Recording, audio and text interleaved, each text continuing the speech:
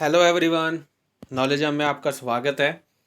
इस वीडियो के अंदर हम आपको एचआरडी के बारे में पढ़ाएंगे, ह्यूमन रिसोर्स डेवलपमेंट।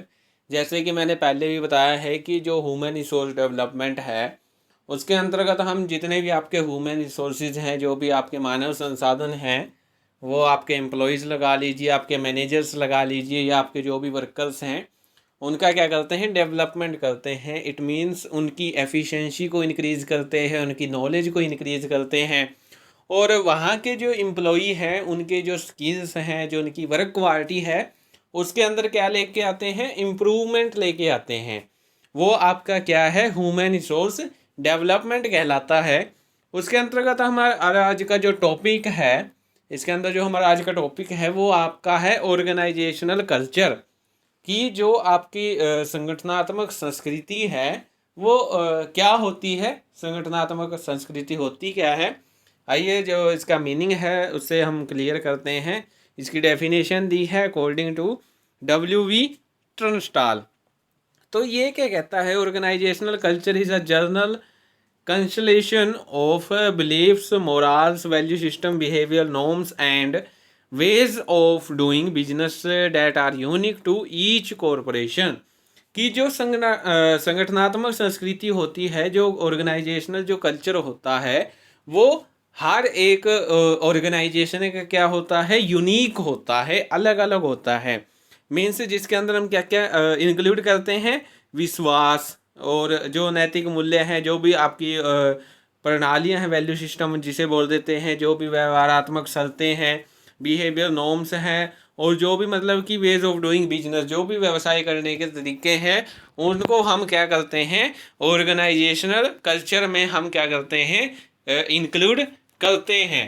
और सबका जो कल्चर है ऑर्गेनाइजेशन का लगा लीजिए, किसी पर्सन का लगा लीजिए, वो क्या होता है, अलग अलग होता है, डिफरेंट डिफरेंट होते हैं, सबके कल्चर अलग अलग होते हैं। कोई कैसे काम करता है, कोई कैसे ही काम करता है। तो उसके बाद हम आपका उसके बाद आता है करेक्टरिस्टिक्स आती हैं। करेक्टरिस्टिक्स में आपका फर्स्ट पॉइंट आता है इंडिविजुअल फ्रीडम, व्यक्तिगत स्वतंत्रता। कि जो आपका ऑर्गेनाइजेशनल कल्चर होता है उसके अंतर्गत क्या होता है कि जो भी आपके एम्प्लॉयज़ हैं उन तो इंडिविजुअल फ्रीडम दी जाती है, मीन्स व्यक्तिगत स्वतंत्रता दी जाती है कि जो भी उनको काम पसंद है, जिसमें उनका इंटरेस्ट ज़्यादा है, उनको उन्हीं के हिसाब से क्या दे दिया जाता है, काम दे दिया जाता है। जो भी उन्हें अच्छा लगता है, जो भी मतलब कि काम को करने में वो क्या है, एफिशिएंट है, उनको उनके अकॉर्डिंग ही काम दे दिया जाता है ऑर्गेनाइजेशन कल्चर में। उसके बाद सेकंड पॉइंट आता है knowledge of rules and regulations. कि जो ऑर्गेनाइजेशनल कल्चर है उसके अंतर्गत क्या है कि जो आपका एम्प्लॉयज़ है, जो आपके एम्प्लॉई हैं, जो भी आपके कर्मचारी हैं, उनको सारे रूल रेगुलेशन के बारे में पता चल जाता है। सारे जो एम्प्लॉयज़ हैं उनके बारे में उनको पता चल जाता है। उसके बाद थर्ड पॉइंट आता है कोऑपरेशन, सहयोग भावना। कि जो एक ऑर्गेनाइजेशन है उसमें क्या है कि जो भी आपके एम्प्लॉयज़ हैं वो डिफरेंट डिफरेंट कल्चर के होते हैं, और जो भी आपके मैनेजर हैं वो भी डिफरेंट डिफरेंट कल्चर के होते हैं। लेकिन जो ऑर्गेनाइजेशन का जो कल्चर है वो सबके लिए क्या होता है, सेम होता है। तो यहाँ पे जो मैनेजर्स हैं वो क्या करते हैं, अपने जो भी उनके सबॉर्डिनेट्स होते हैं उनको कॉर्पोरेट करते हैं, और जो सबॉर्डिनेट्स होते हैं वो अपने एम्प्लॉयज़ को क्या करते हैं, कॉर्पोरेट करते हैं। उसके बाद फोर्थ पॉइंट आता है आइडेंटिफिकेशन ऑफ एम्प्लॉयज़, कर्मचारियों की पहचान। कि जो कल्चर होता है वो हर एक एम्प्लॉय की अपनी क्या होता है, पहचान होता है। जो भी मतलब कि वो काम कर रहा है, जिस काम में वो एफिशिएंट है, वो उसी काम के लिए क्या है, जाना जाएगा। उसका कल्चर भी उसी काम के जरिए क्या है, जाना जाएगा। तो वो उसकी क्या है, एक आइडेंटिटी बन जाती है। उसके बाद फिफ्थ पॉइंट आता है परफॉर्मेंस रिवार्ड। कि जो आपके एम्प्लॉयज़ हैं उनको क्या किया जाता है, जितना भी एफिशिएंट तरीके से काम कर रहे हैं, जो भी मतलब कि उनके जैसा भी उनके द्वारा काम किया जा रहा है, उनका जो बिहेवियर है, जो भी मतलब कि उन्होंने रूल रेगुलेशन को जो भी उनको फॉलो किया है, उसके अकॉर्डिंग ही उनको क्या दिया जाता है, रिवार्ड दिया जाता है। क्योंकि जो ऑर्गेनाइजेशन कल्चर है उसमें हम सब कुछ शामिल करते हैं। कि क्या बिहेवियर है, काम करने का तरीका कैसा है, रूल रेगुलेशन को कैसे फॉलो कर रहा है, बोलने का तरीका कैसा है, सारा कुछ उसके अंतर्गत क्या करते हैं हम फॉलो करते हैं। अगर वो सब कुछ सही है उसके बाद हम रिवार्ड देते हैं। ठीक है। उसके बाद 6 पॉइंट आता है सेटलमेंट ऑफ कॉन्फ्लिक्ट्स, विवादों का निपटान। कि जो ऑर्गेनाइजेशन कल्चर है उसके अंदर क्या है, सारे जो एम्प्लॉयज़ हैं वो एक दूसरे के साथ मिलके काम करते हैं, जिससे कि उनमें क्या है कोऑपरेशन बढ़ जाता है, टीम स्पिरिट उनमें डेवलप हो जाती है।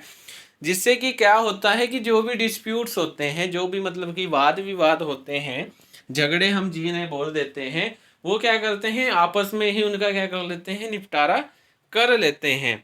क्योंकि वो एक दूसरे एम्प्लॉय को अच्छे से जान चुके होते हैं कि किसको क्या चीज़ पसंद है, क्या नहीं पसंद है, क्या उसका कल्चर है। तो वो क्या करते हैं, वो आपस में ही डिस्प्यूट्स को क्या करते हैं, जो भी कॉन्फ्लिक्ट्स होते हैं उनको क्या करते हैं सेटलमेंट कर लेते हैं। उसके बाद 7th पॉइंट आता है डिग्री ऑफ रिस्क, जोखिम की मात्रा। कि जो ऑर्गेनाइजेशन कल्चर है इसके अंदर जो आपका एम्प्लॉई है उसकी तब तक डेवलपमेंट की जाती है, तब तक उसको क्या किया जाता है मोटिवेट किया जाता है, प्रोत्साहित उसे किया जाता है, जब तक कि वो उसके अंदर जो भी मतलब कि कैपेसिटी है जोखिम को सहन करने की, तब तक वो ख़त्म ना हो जाए, तब तक उसे प्रोत्साहित किया जाता है जोखिम को सहन करने के लिए। जहाँ उसके जो मतलब कि रिस्क की जो डिग्री है, जोखिम की जो मात्रा है वो ज़्यादा हो जाती है, और उसको जो आपका एम्प्लॉई है वो इतना सहन नहीं कर सकता, तो वहाँ पे उसे क्या कर दिया जाता है, छोड़ दिया जाता है, वहाँ पे उसको रोक दिया जाता है। फिर जोखिम को किस जो रिस्क है वो कोई और बियर करता है। ठीक है, जो भी जिसके पास कैपेसिटी होती है फिर वो जोखिम को वो बियर करता है। तो ये जो पॉइंट है ये कहता है कि इसमें किसी भी एम्प्लॉय को तब तक रिस्क बियर करने के लिए आगे किया जाता है जितनी उसके अंदर क्या है कैपेसिटी है, क्षमता है। उसके बाद आता है 8th पॉइंट यूनिवर्सल प्रोसेस। कि जो ऑर्गेनाइजेशन कल्चर है वो क्या है, एक यूनिवर्सल प्रोसेस है, सार्वभौमिक प्रक्रिया हम जिसे बोल देते हैं। कि जो आपका ऑर्गेनाइजेशन कल्चर है वो हर एक ऑर्गेनाइजेशन में मिलता है, क्योंकि हर एक ऑर्गेनाइजेशन का कल्चर अलग अलग होता है, काम करने का तरीका अलग अलग होता है, रूल रेगुलेशन सबके अलग अलग होते हैं। ठीक है, तो हर एक ऑर्गेनाइजेशन में ऑर्गेनाइजेशन कल्चर पाया जाता है। उसके बाद इसको हम कॉन्टिन्यूस प्रोसेस भी बोल सकते हैं, क्योंकि ऑर्गेनाइजेशन जो कल्चर है वो एक कॉन्टिन्यूस प्रोसेस है। मीन्स वो लगातार एक ऑर्गेनाइजेशन में है, रूल रेगुलेशन लगातार जो आपकी ऑर्गेनाइजेशन में क्या होते हैं अप्लाई होते रहते हैं। ऑब्जेक्टिव्स को क्या है कॉन्टिन्यूटी में क्या किया जाता है फॉलो किया जाता है। एम्प्लॉयज़ को डे बाय डे ट्रेनिंग दी जाती है, उनकी नॉलेज को इंक्रीज किया जाता है। तो ऑर्गेनाइजेशन को कल्चर को आप एक कॉन्टीन्यूस प्रोसेस भी बोल सकते हैं। उसके बाद आपके करेक्टरिस्टिक्स के बाद आपका आता है important elements of organisational culture. कि जो ऑर्गेनाइजेशनल कल्चर है उसके लिए इम्पोर्टेंट एलिमेंट्स मीन्स आवश्यक तत्व क्या क्या हो सकते हैं, जिसमें फर्स्ट आता है भाषा, लैंग्वेज। तो जो लैंग्वेज है वो क्या है ऑर्गेनाइजेशन कल्चर में इम्पोर्टेंट रोल प्ले करती है। तो ये क्या कहता है कि जो लैंग्वेज है, जो एक ऑर्गेनाइजेशन की जो लैंग्वेज है वो क्या होनी चाहिए, सिंपल होनी चाहिए, मीन्स सरल और स्पष्ट होनी चाहिए, वो इम्प्लाइड नहीं होनी चाहिए, गर्भित नहीं होनी चाहिए, या वो टफ लैंग्वेज नहीं होनी चाहिए जो ऑर्गेनाइजेशन में यूज की जाए। कि जो भी मतलब कि रूल्स रेगुलेशन जो ऑब्जेक्टिव्स हैं वो क्या है एक सिंपल लैंग्वेज में क्या किए जाने चाहिए, प्रेजेंट किए जाने चाहिए। उसके बाद सेकंड पॉइंट आता है स्टोरीज। कि जो स्टोरीज है वो भी एक क्या है इम्पोर्टेंट एलिमेंट्स है, किसका, ऑर्गेनाइजेशन कल्चर का। क्यों, क्योंकि इसके अंदर क्या है कि जो भी मतलब कि प्रॉब्लम्स हैं, जो भी प्रॉब्लम्स क्रिएट होती हैं, उनके जो सॉल्यूशंस होते हैं उनको क्या है एक जगह इकट्ठा कर लिया जाता है, मीन्स एक रिपोर्ट तैयार कर ली जाती है, और बाद में जब कोई न्यू एम्प्लॉय क्या करता है ऑर्गेनाइजेशन में एंटर करता है उसको क्या है उसके बारे में बताया जाता है, उस एक स्टोरी के जरिए बताया जाता है। उसमें क्या है, उसमें जो भी रूल रेगुलेशंस ऑब्जेक्टिव्स उनके बारे में सारा कुछ लिखा होता है। उसके बाद थर्ड पॉइंट आता है साइन मीन्स संकेत। मान लीजिए कि जो लैंग्वेज है कई बार क्या होता है कि जो लैंग्वेज है उसको पढ़ भी नहीं सकता कोई, तो वहाँ पे इम्पोर्टेंट रोल कौन प्ले करते हैं? साइन प्ले करते हैं, संकेत। मीन्स जो ऑर्गेनाइजेशन कल्चर है उसके बारे में किसके जरिए बताया जाए? संकेत, साइन के जरिए बताया जाए कि हमारे ऑर्गेनाइजेशन का कल्चर ये है। उसके बाद फोर्थ पॉइंट आता है हीरो, मीन्स नायक। हीरो मतलब नायक कौन होता है? जो भी ऑर्गेनाइजेशन कल्चर है उसको फॉलो करता है, जो भी मतलब कि उसने रूल रेगुलेशंस जो भी बनाए गए हैं उनको फॉलो करता है, जो भी ऑब्जेक्टिव्स बनाए गए हैं उनको फॉलो करता है, अच्छे से फॉलो करता है, और वो दूसरों के लिए भी एक आइडल बन जाता है कि ये अच्छे से कर रहा है तो हम भी करेंगे। ठीक है, तो वो कौन होता है? वो एक नायक होता है, हीरो होता है।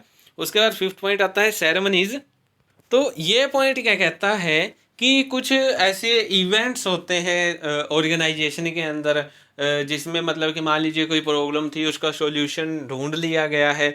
कुछ ऐसे इवेंट्स होते हैं जिनको क्या है, ऑर्गेनाइजेशन कल्चर के अंदर क्या किया जाता है? सेरेमनीज के रूप में सेलिब्रेट किया जाता है। तो ये भी एक ऑर्गेनाइजेशन कल्चर का क्या है, एसेंशियल एलिमेंट्स हैं, इम्पोर्टेंट, जिसे हम बोल देते हैं। उसके बाद सिक्स्थ पॉइंट आता है ट्रेडिशंस, परंपराएं।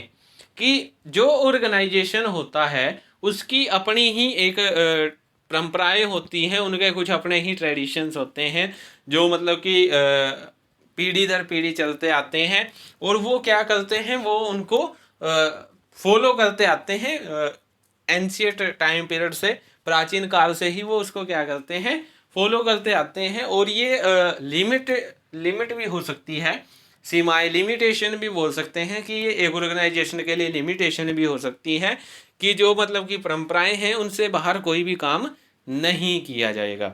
उसके बाद सेवंथ पॉइंट आता है रिट्यूर्स, मीन्स संस्कार। कि जो ऑर्गेनाइजेशन कल्चर है उसमें जो रिट्यूर्स होते हैं, जो संस्कार होते हैं, वो भी क्या करते हैं, इम्पोर्टेंट रोल प्ले करते हैं।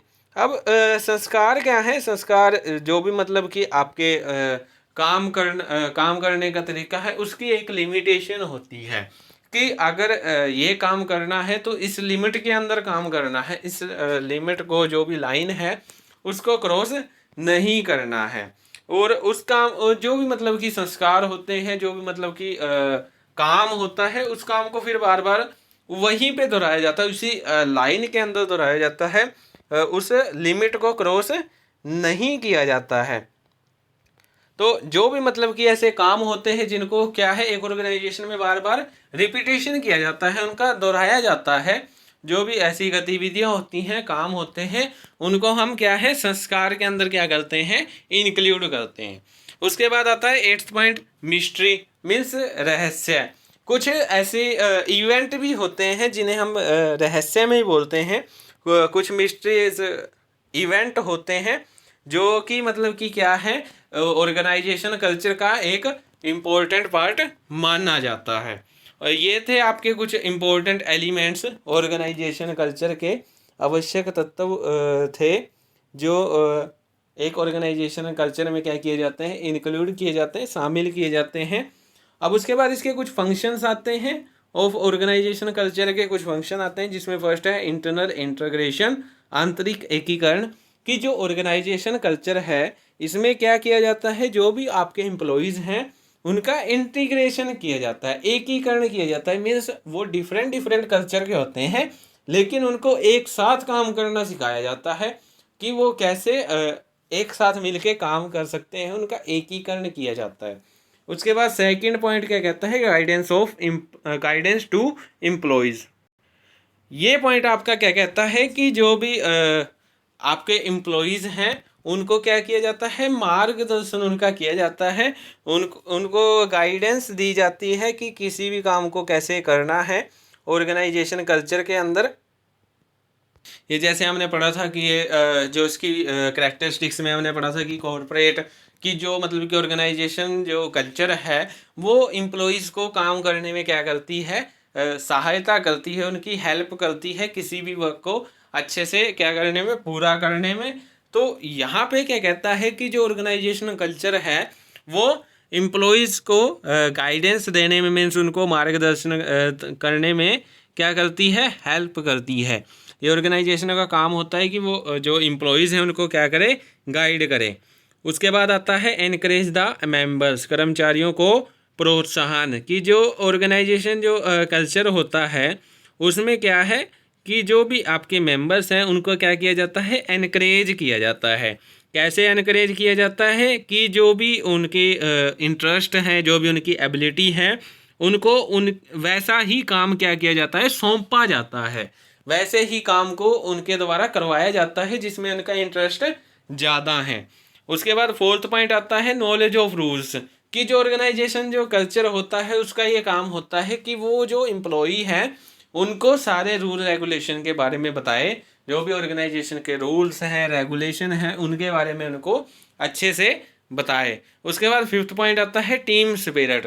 कि जो ऑर्गेनाइजेशन कल्चर होता है, जैसे हमने ऊपर पढ़ा है ना, इंटीग्रेशन। कि जो ऑर्गेनाइजेशन कल्चर है वो इंटीग्रेशन करता है, जिससे कि क्या होता है, उनमें टीम स्पिरिट क्या होती है, जागती है, वो उनके अंदर टीम भावना आ जाती है। तो ये भी कौन लेके आता है, ऑर्गेनाइजेशन कल्चर का ही एक काम होता है कि उनके बीच में क्या है, टीम स्पिरिट लेके आए, उनके बीच में क्या करे, कोऑर्डिनेशन बिठाए, तालमेल बिठाए। कि वो एक दूसरे के कल्चर को भूल के सिर्फ जो उनका काम है, जो उनके ऑब्जेक्टिव्स हैं, उन पे ही क्या करें, वो ध्यान दें। उसके बाद सिक्स्थ पॉइंट आता है नॉलेज ऑफ ऑब्जेक्टिव्स। कि जो ऑर्गेनाइजेशन कल्चर है उसका ये काम होता है कि जो भी आपके एम्प्लॉयज़ हैं, चाहे वो न्यू एंट्री एम्प्लॉयज़ हैं, जो ओल्ड एम्प्लॉयज़ हैं, जो काम कर रहे हैं, उनको क्या करें कि जो भी ऑब्जेक्टिव्स हैं, जो भी उद्देश्य हैं, उनके बारे में क्या दें, उनको नॉलेज दे। ठीक है, ताकि वो उनको आसानी से अचीव कर सकें। उसके बाद सेवन्थ पॉइंट आता है नॉलेज ऑफ वर्क। कि जो भी उनको काम करना है, जो भी मतलब कि जिसमें उनका इंटरेस्ट है, अगर उनको बाई चांस वो काम दे भी दिया जाता है, उसके बारे में क्या करें, उनको बताए कि आपका ये काम है, ये आपको ऐसे करना होगा, या ये इस जो भी रिसोर्सेज हैं उनके पास उनके साथ करना है।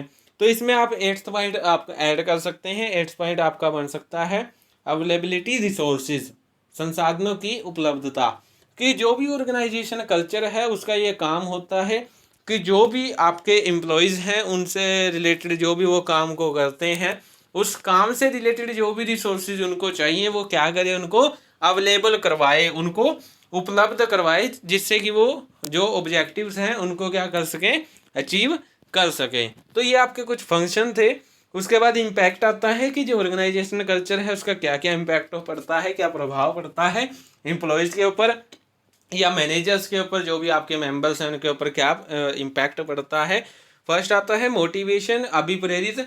कि जो भी आपके एक ऑर्गेनाइजेशन में जो एम्प्लॉय काम कर रहे हैं उनको मीन्स ऐसा सिखा दिया जाए कि वो एक साथ काम कर सकते हैं, या उनको right person to right job दे दी जाए, उनको जैसा उनका इंटरेस्ट था उसी के अकॉर्डिंग उनको काम दे दिया, जैसी उनकी एबिलिटी थी, जो काम करने में उनको अच्छा लगता था वही काम उनको दे दिया गया है, जिससे कि वो क्या होंगे, मोटिवेट होंगे और भी अच्छे से वो क्या करेंगे, काम करेंगे। उसके बाद सेकंड पॉइंट क्या आता है, इक्वेलिटी, समानता। कि जो ऑर्गेनाइजेशन कल्चर है वो क्या कर देता है, इम्प्लॉयज़ के बीच में इक्वेलिटी लेके आ जाता है। मीन्स उनका इंटीग्रेशन कर देता है, उनके बीच में टीम स्पिरिट जगा देता है, ताकि वो आपस में मिलके काम करते हैं। उनके बीच में क्या लेके आता है, कोऑर्डिनेशन लेके आता है, आपसी तालमेल लेके आता है, जिससे कि उनमें क्या हो जाती है, इक्वेलिटी हो जाती है, समानता बढ़ जाती है। उसके बाद थर्ड पॉइंट आता है डिटरमाइनिंग द ऑब्जेक्टिव्स, उद्देश्यों का निर्धारण।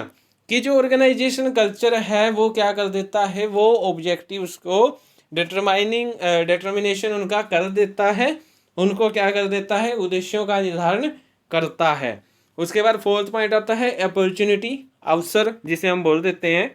कि जो ऑर्गेनाइजेशन जो कल्चर है वो क्या करती है, वो न्यू अपॉर्चुनिटीज़ लेके आती है, नए नए अवसर एम्प्लॉयज़ के सामने लेके आती है, ताकि वो क्या करें, जो भी आपके एम्प्लॉयज़ हैं उन अपॉर्चुनिटीज़ को क्या करें, ग्रैब करें, उनको प्राप्त करें, उनको अचीव करने की क्या करें, कोशिश करें। जो भी अचीवमेंट्स हैं उनको अचीव करने की क्या करें, कोशिश करें। इससे कि क्या है, वो और भी एफिशिएंट तरीके से और भी फास्टली वो क्या करेंगे, काम करेंगे। ये इसका इम्पैक्ट पड़ता है अपॉर्चुनिटीज़ का, कि वो क्या करेंगे और भी अच्छे से क्या करेंगे, काम करेंगे। उसके बाद आपका आता है सिक्योरिटी, मीन्स सुरक्षा। कि जो ऑर्गेनाइजेशन कल्चर है वो किसी भी ऑर्गेनाइजेशन में काम करने वाले जो भी एम्प्लॉयज़ होते हैं उनको क्या करता है, सिक्योरिटी देता है, सुरक्षा प्रदान कर देता है। अगर मान लीजिए अगर ऐसा नहीं होता है, अगर वो सिक्योरिटी नहीं देता है, मीन्स जो एम्प्लॉयज़ हैं वो खुद को क्या मानेंगे, इनसिक्योर मानेंगे, वो खुद को असुरक्षित मानेंगे कि वो वहाँ पे काम करने के लिए सुरक्षित नहीं है, जिससे कि उनमें क्या होगा, तनाव होगा, उन पे ऊपर स्ट्रेस आएगा, जिससे कि वो काम भी अच्छे से नहीं कर सकते। तो जो ऑर्गेनाइजेशन कल्चर है वो क्या करता है, एम्प्लॉयज़ को सिक्योरिटी प्रदान करता है, उनको देता है।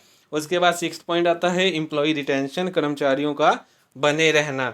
कि जो भी आपके एम्प्लॉयज़ हैं उनको आपने उनके जो भी उनका इंटरेस्ट है उसके अकॉर्डिंग क्या दे दी, उनको जॉब दे दी, उनको मोटिवेट कर दिया, उनको टाइम टू टाइम इधर दे रहे हो, अपॉर्चुनिटीज़ दे रहे हो, उनको क्या है, सिक्योरिटी भी अच्छी मिल रही है, वहाँ पे सुरक्षा अच्छी मिल रही है। तो जिससे जिसका क्या इम्पैक्ट होगा, क्या उसका प्रभाव पड़ेगा, वो आपकी ऑर्गेनाइजेशन के साथ लॉन्ग टाइम तक बने रहेंगे। मीन्स वो आपके जो आपके ऑर्गेनाइजेशन है उसके साथ ही वो काम करते रहेंगे, जिससे कि जो लेबर टर्नओवर रेशियो है वो क्या होगा, रिड्यूस होगा, वो कम होगा। तो आज की जो वीडियो है इसके अंदर हम इतना ही पढ़ेंगे, जिसमें मैंने आपका जो ऑर्गेनाइजेशन कल्चर है उसका जो टॉपिक है वो क्या करवा दिया है, कंप्लीट करवा दिया है। जिसमें हमने इसका मीनिंग किया, उसकी कुछ करेक्टरिस्टिक्स थी उसके बारे में हमने पढ़ा। उसके बाद कुछ इम्पोर्टेंट एलिमेंट्स थे उनके बारे में हमने इसके अंदर पढ़ा। उसके कुछ फंक्शन थे ऑर्गेनाइजेशन कल्चर की, क्या क्या उसके काम होते हैं। और उसके बाद हमने जो लास्ट पॉइंट किया, इम्पैक्ट, कि जो ऑर्गेनाइजेशन कल्चर है उसका क्या क्या प्रभाव हो सकते हैं, क्या उसके इम्पैक्ट्स एम्प्लॉयज़ के ऊपर पड़ते हैं, एक ऑर्गेनाइजेशन के ऊपर पड़ते हैं। तो आज की वीडियो में हम इतना ही करेंगे। Thank you. Please like share and subscribe my YouTube channel.